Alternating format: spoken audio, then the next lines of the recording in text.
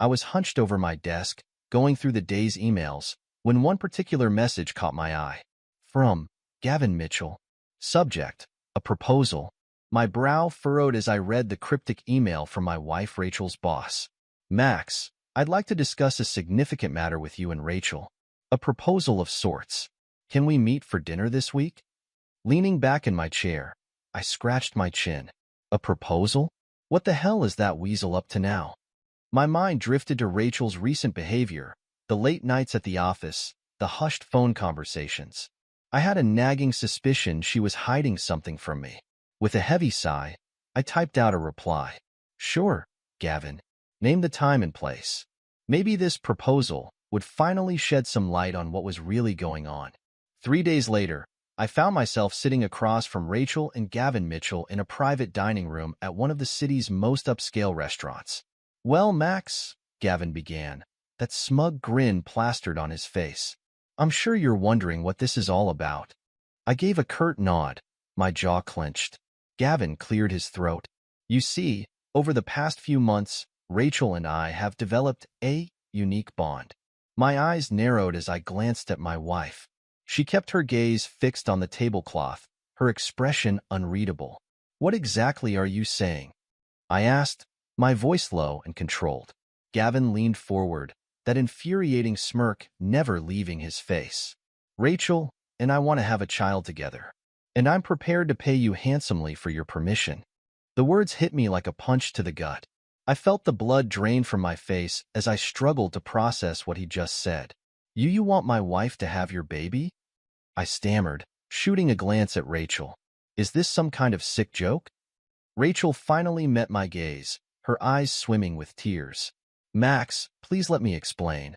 But I held up a hand, shaking my head in disbelief. Not another word, I said through gritted teeth. Turning back to Gavin, I forced a tight smile. You'll have my answer soon enough. The drive home was utterly silent, the tension so thick you could cut it with a knife. Rachel opened her mouth a few times, as if to speak, but I shot her a withering glance that shut her up immediately. As we pulled into the driveway, I killed the engine and sat there, gripping the steering wheel until my knuckles turned white. Max, listen, I can. Not a word, I growled, cutting her off. Not until we're inside. I stormed into the house, Rachel trailing behind me like a scolded child. Once we were in the living room, I whirled on her, my control finally snapping. What the actual fuck, Rachel? I shouted, my hands balling into fists. You want to have that smarmy bastard's baby? How could you do this to me? To us? Rachel flinched, tears spilling down her cheeks. Max, please, you have to understand. Understand what? I spat, shaking my head in disgust. That my wife has been sneaking around behind my back, sleeping with her boss? It's not like that, she cried, wringing her hands. Gavin and I, we have a connection, a future together. I let out a bitter laugh. A future? Are you delusional? Turning on my heel, I strode toward my study, slamming the door behind me. I needed to be alone, to process this gut-wrenching betrayal. As I sank into the chair behind my desk, only one thought consumed me: revenge. I sat in my study, the dim lamp casting an eerie glow over the mahogany desk. The betrayal still stung, like a knife twisting in my gut.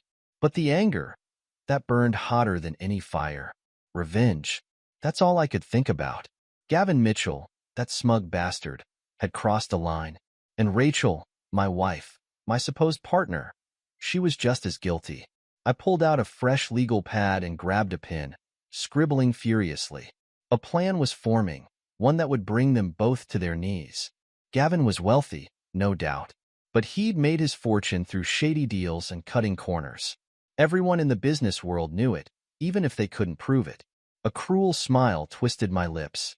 Well, Gavin, let's see how you like having your dirty laundry aired out for all to see.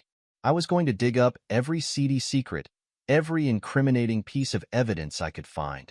Tax evasion, corporate fraud, you name it. And when I had enough to bury that son of a bitch, I'd make sure the whole world knew what a lying, cheating scumbag he really was. As for Rachel, she'd help me take him down, one way or another. And if she refused, A dark chuckle rumbled in my throat. Then you can join your precious Gavin behind bars, my dear.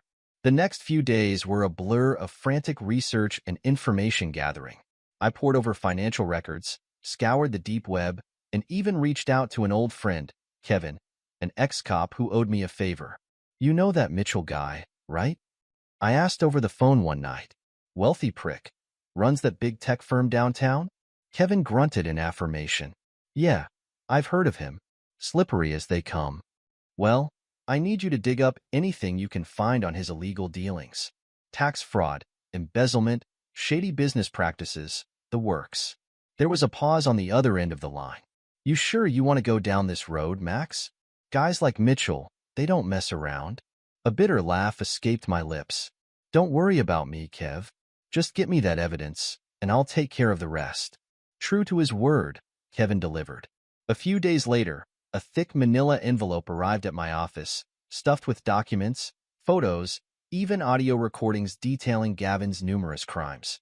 I flipped through the damning evidence, that twisted smile returning. Gotcha. You son of a bitch. We need to talk. Rachel looked up from the couch, her eyes red-rimmed from crying. Babe, look at me. Save it, I snapped, tossing the manila envelope onto the coffee table.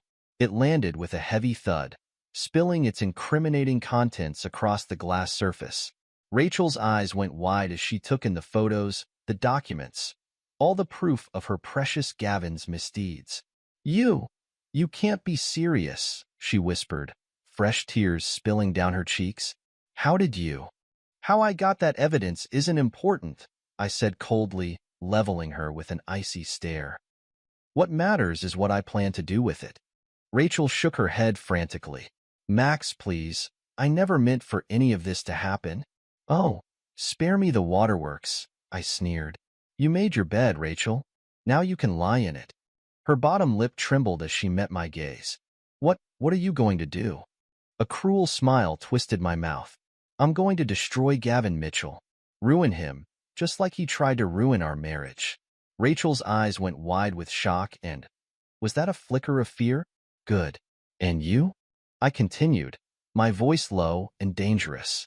You're going to help me. She opened her mouth to protest, but I held up a hand, silencing her.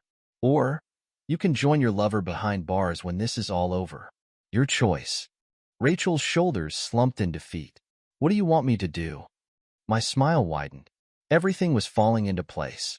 A few weeks later, the divorce was finalized. Rachel and I were officially severed, at least on paper. But in reality, she was still a crucial pawn in my game. Are you sure about this, Max? She asked, wringing her hands as we pulled up to Gavin's sprawling mansion. If he finds out what we're up to, I shot her a look that shut her up instantly. Just stick to the script, play your part, and everything will be fine. Rachel swallowed hard and nodded. I could see the fear in her eyes. Fear of Gavin. Fear of what I might do if she screwed this up. Good. She needed to be scared. We were ushered into Gavin's study, that same self-satisfied smirk plastered across his face. Well, he purred, eyeing Rachel like a piece of meat. If it isn't the happy couple. I forced a tight smile.